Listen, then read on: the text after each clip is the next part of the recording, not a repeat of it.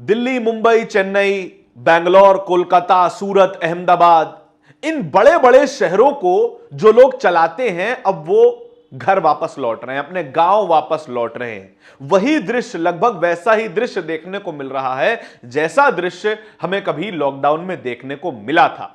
भले ही आज सैकड़ों किलोमीटर लोग चलने को मजबूर नहीं हैं, रेलगाड़ियों से, बसों से घर वापस जा रहे हैं, लेकिन अब वापस जाने का कारण कुछ और है। रोटी नहीं बना पा रहे हैं। जो रोटी कमाने के लिए लोग घर से निकले थे, वही रोटी पकाने के लिए अब वो गैस ही नहीं है जिस पर वो रोटी बना लेते थे, दो रोटी चैन की खा लेते थे।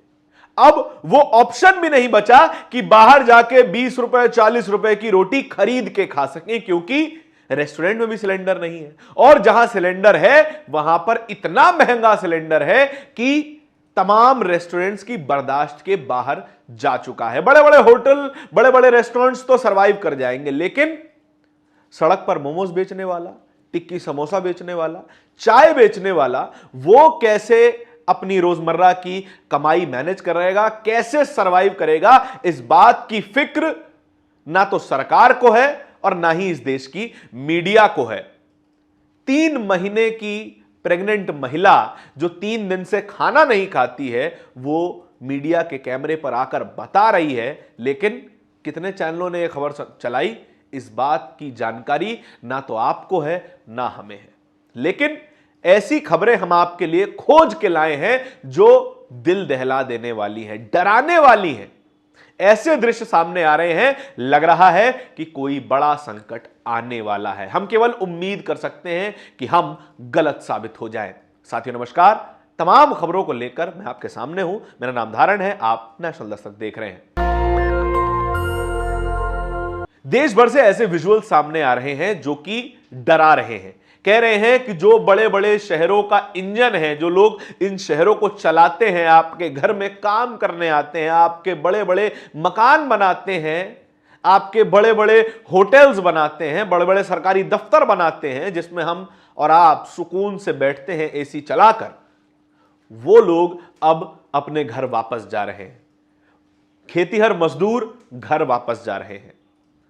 वो लोग वापस जा रहे हैं जो लोग इस देश की रीढ़ की हड्डी हैं। मैं बात कर रहा हूं माइग्रेंट लेबरर्स की, जो अपने गांवों को छोड़कर यूपी, बिहार, मध्य प्रदेश, उन तमाम गांवों को छोड़कर आते हैं जहां पर उनका परिवार रहता है, जहां उनकी खुशहाली रहती है। वो खुशहाली बनी रहे उसके लिए अपने परिवार को छोड़कर महीनों, सालों परदेश में रहते हैं, कमाने की कोशिश करते हैं। लेकिन कमा भी लिया तो क्या फायदा, रोटी तो बना नहीं पा रहे। कुछ दिनों पहले एक वीडियो सामने आया था जहां पर कई प्रवासी मजदूर बिना गैस के चूल्हे पर रोटी बनाने को मजबूर थे। अब स्थिति ऐसी हो गई है कि वो चूल्हा भी अफोर्ड नहीं कर पा रहे हैं। अब वो घर वापस जाने लगे हैं। झलको दिल्ली नाम का एक यूट्यूब चैनल है, उसने एक वीडियो किया दिल्ली के रेलवे स्टेशन पर, जहां पर एक व्यक्ति अपने सर पे बोझा लिए रेलवे स्टेशन की तरफ जा रहा है। रिपोर्टर पूछती है कहां जा रहे हैं, क्यों जा रहे हैं। बताते हैं गैस तो है नहीं, रोटी कैसे बनाएंगे, इसलिए घर वापस लौट रहे हैं। आज तक ने भी एक ऐसी ही रिपोर्ट की है जो कि दिखाती है कि किस तरीके से लोग अपने घर लौटने को मजबूर हैं। वो प्रवासी मजदूर घर लौटने को मजबूर हैं जो लोग अब दिल्ली जैसे, मुंबई जैसे बड़े बड़े शहरों में सरवाइव नहीं कर पा रहे हैं, अपनी 2 रोटी नहीं बना पा रहे हैं। अल जजीरा ने भी एक रिपोर्ट की है जहां पर सूरत से लोग अपने गांवों को वापस लौट रहे हैं। यह वही खतरनाक तस्वीर है जो हमने अब से कुछ ही साल पहले लॉकडाउन के समय में देखी थी, जहां काम धंधे बंद हो गए थे, फैक्ट्रियां बंद हो गई थी, कंस्ट्रक्शन वर्क बंद हो गया था, तो लोग अपने घर वापस लौट रहे थे। तब की स्थिति ज्यादा बुरी थी। आज फिर भी थोड़ी बेहतर स्थिति है।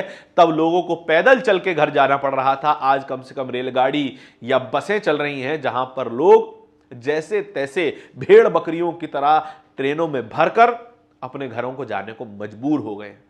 अगर ये तस्वीरें रिप्रेजेंट करती हैं देश के 10% समाज को भी, या फिर उस मजदूर वर्ग को जो अपने घर से बाहर रहता है, तो ये बड़ी ही घातक तस्वीर होगी। हम ये जो खबर आपको दिखा रहे हैं वो झलको दिल्ली यूट्यूब चैनल, आज तक न्यूज चैनल और अल जजीरा के हवाले से दिखा रहे हैं, तो इस पर उम्मीद की जा सकती है कि ये एकदम सटीक खबरें हैं जो कि बहुत ही डराने वाली दिखाई देती है। दिल्ली जैसे शहर में, ग्रेटर नोएडा जैसे शहर में या फिर भारत के कई और शहरों में आपने गैस एजेंसियों, गैस गोदामों के बाहर लगी हुई लाइनें तो देखी होंगी। गनीमत है कि उन्हें कुछ दिनों में लाइन में लगने के बाद शायद सिलेंडर मिल जाएगा। जो लोग सुबह 4 बजे से रात रात भर लाइनें लगा रहे हैं, उनकी उम्मीद है कि उन्हें सिलेंडर मिल जाएगा। लेकिन ये लोग, इनके पास तो ना कोई कनेक्शन है, ना कोई एजेंसी में नंबर है और ना ही इतना पैसा है कि ब्लैक में जाके सिलेंडर खरीद सकें। लिहाजा छोटे सिलेंडर में 1 किलो, 2 किलो, 5 किलो गैस भरवाकर 1-2 दिन का काम चलाते हैं। लेकिन अब तो वो भी नहीं मिल रहा। कई जगहों पर बात करने के बाद हमें पता चला कि जो 2-3 किलो गैस भरने वाली दुकानें होती, जो अनऑफिशियल तौर पर गैस बेचने का काम करते हैं, वो 400 रुपए ले रहे हैं 1 किलो गैस भरने के। सोचिए कितनी कठिन सिचुएशन इस वक्त जो है वो बन गई है। दूसरी बड़ी खबर क्या है, इन लोगों के पास ऑप्शन तो है नहीं कि ये लोग इतना कमाते भी नहीं है कि रोजाना जाके किसी रेस्टोरेंट में खाना खा सके। अगर घर पे गैस नहीं है, कहीं तो होगी, कहीं तो खाना बन रहा होगा। लेकिन जो छोटे व्यापारी हैं, आपकी गली के बाहर खड़े होने वाला चाय बेचने वाला व्यक्ति, वो भी सिलेंडर अफोर्ड नहीं कर पा रहा। आपके बाजार में टिक्की समोसे की दुकान लगाने वाला व्यक्ति, वो भी गैस सिलेंडर अफोर्ड नहीं कर पा रहा। और रेस्टोरेंट्स भी गैस सिलेंडर अफोर्ड नहीं कर पा रहे। क्यों नहीं कर पा रहे? क्योंकि आज सुबह ही 1 अप्रैल 2026 को ही गैस सिलेंडर के दाम, कमर्शियल गैस सिलेंडर के दाम 195 रुपए एक साथ बढ़ा दिए गए। यह ट्वीट देखिए, जहां पर साफ तौर पे बताया जा रहा है कि 1 जनवरी, 1 फरवरी, 1 मार्च, 7 मार्च और 1 अप्रैल को 5 बार इसी साल में गैस सिलेंडर के दाम बढ़ाए गए। और केवल 2026 को ही गिना जाए तो करीबन 500 रुपए की वृद्धि कमर्शियल गैस सिलेंडर के दामों में हो चुकी है। यानी कि अब घर में भी रोटी नहीं और बाहर भी रोटी नहीं, इस तरीके की स्थिति है। यह चीज एक और बड़ी समस्या को जन्म देने वाला है। रेस्टोरेंट इंडस्ट्री में, फूड इंडस्ट्री में बहुत सारे प्रवासी मजदूर काम करते हैं। अगर रेस्टोरेंट मालिक का घाटा ज्यादा होगा तो जाहिर सी बात है वो स्टाफ कम करेगा, लोगों की नौकरियां जाएंगी। और यह भी एक बड़ा कारण है कि इससे लोग अपने घरों को वापस जाने के लिए मजबूर हो जाते हैं। अगर औसतन एक रेस्टोरेंट में 5 कर्मचारी भी मान लिए जाए तो इतनी बड़ी वृद्धि होने के बाद क्या रेस्टोरेंट मालिक के दिमाग में सीधा सलूशन यह नहीं आएगा कि 2 लड़के कम कर देते हैं, थोड़ा नुकसान बच जाएगा? यह भी एक बड़ा कारण हो सकता है लोगों के वापस जाने का। अब भास्कर का यह ग्राफिक देखिए, जिसमें अलग अलग शहरों में कितने में कमर्शियल गैस सिलेंडर मिल रहा है इसकी जानकारी दी गई है। यह महानगर है, ये बड़े शहर हैं जहां पर कमर्शियल गैस सिलेंडर मिलता है। और यहां पर काम करने वाले छोटे व्यापारी की जिंदगी कितनी मुश्किल हो जाएगी, इसके बारे में आप सोच सकते हैं। चलिए, ये तो गैस सिलेंडर की बात हो गई। इसके अलावा भी क्या क्या परेशानियां हैं? किसानों की जिंदगी पर भी बड़ी मार पड़ने वाली है, क्योंकि जो उनकी यूरिया का कट्टा है वो भी महंगा होने जा रहा है। होने क्या जा रहा है, हो चुका है। जो यूरिया का कट्टा करीबन 300 रुपए का मिलता था, अब वही यूरिया 1200 रुपए का मिलता है। जरा सोच कर देखिए, खेती किसानी में जो लोग अपनी रोजी रोटी बस चला पा रहे हैं। मोदी जी ने तो कहा था कि हमने आय दुगनी कर दी है, लेकिन अब नुकसान दुगना होने जा रहा है, नुकसान चौगुना होने जा रहा है। क्योंकि यूरिया भी हम इंपोर्ट करते हैं, उसका बड़ा हिस्सा हम इंपोर्ट करते हैं। और दुनिया में जैसी स्थिति है उसके कारण यूरिया के दाम भी बढ़ते हुए नजर आ रहे हैं। ना सिर्फ यूरिया, आपकी और मेरी जिंदगी में काम आने वाली रोजमर्रा की चीजें, बिस्किट का पैकेट, छोटा और मामूली चीज जो हम रोजाना खरीदते होंगे, 5 रुपए का बिस्किट का पैकेट 6 रुपए का हो सकता है। 30 रुपए का ब्रेड का पैकेट 35 रुपए का हो सकता है।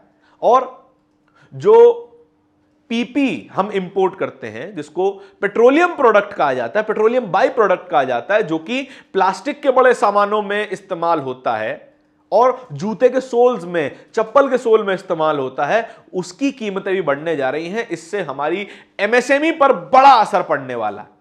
करीबन 20% की महंगाई हर तरह के सेक्टर में आने वाली है। यह भारत की स्थिति है, और भारत की स्थिति यह केवल 2 लोगों के कारण है। अमेरिका के राष्ट्रपति डोनाल्ड ट्रंप और इजराइल के प्रधानमंत्री बेंजामिन नेतन्याहू। इन दो लोगों की सनक के चक्कर में भारत के खेतीहर मजदूर की हालत खराब है, भारत के प्रवासी मजदूर की हालत खराब है, भारत के मध्यम और छोटे व्यापारी की हालत खराब है, जो अपने बड़े उत्पाद का डिपेंडेंसी वो इंपोर्ट पर रखता है। और उन तस्वीरों की तो कमी है ही नहीं जो कश्मीर से लेकर कन्याकुमारी से आ रही हैं। गैस एजेंसियों के बाहर गैस सिलेंडर खरीदने के लिए लाइनें लगी हुई हैं। अव्वल तो बुकिंग नहीं हो रही, बुकिंग हो भी जा रही है तो डिलीवरी नहीं हो रही। अगर आपने बुकिंग करवा भी ली किसी तरीके से तो आपको मैन्युअली एजेंसी पर जाना पड़ेगा, मजबूरी में अपना रेफरेंस नंबर बताना पड़ेगा और तब जाके कहीं अगर किस्मत अच्छी हुई तो गैस सिलेंडर मिल जाएगा। उसके ऊपर भी एक स्कैम चल रहा है। गैस सिलेंडर अगर बुक हो गया तो फिर कुछ ही घंटों में आपके गैस सिलेंडर की डिलीवरी भी कंफर्म करवा दी जाएगी। आप तो बोलेंगे भैया कितना त्वरित प्रोग्राम है कि कुछ घंटों में डिलीवरी हो जा रही है। डिलीवरी हो रही है केवल व्हाट्सएप मैसेज पर। मैसेज आ जाएगा कि सिलेंडर आ गया है, सिलेंडर नहीं आएगा। इसी तरीके की कई कहानियां देश भर से निकल कर आ रही हैं और साफ तौर पर अगर ढंग से यह बात समझी जाए तो इसका एक ही कारण हो सकता है कि इनके नाम पर निकला हुआ सिलेंडर एजेंसी वालों ने, डिलीवरी वालों ने आपदा में अवसर प्रोग्राम के तहत ब्लैक कर दिया, उसको ब्लैक में बेच दिया। 4,000, 5,000, 6,000 इतनी कीमतों पे ब्लैक में सिलेंडर बेचा जा रहा है।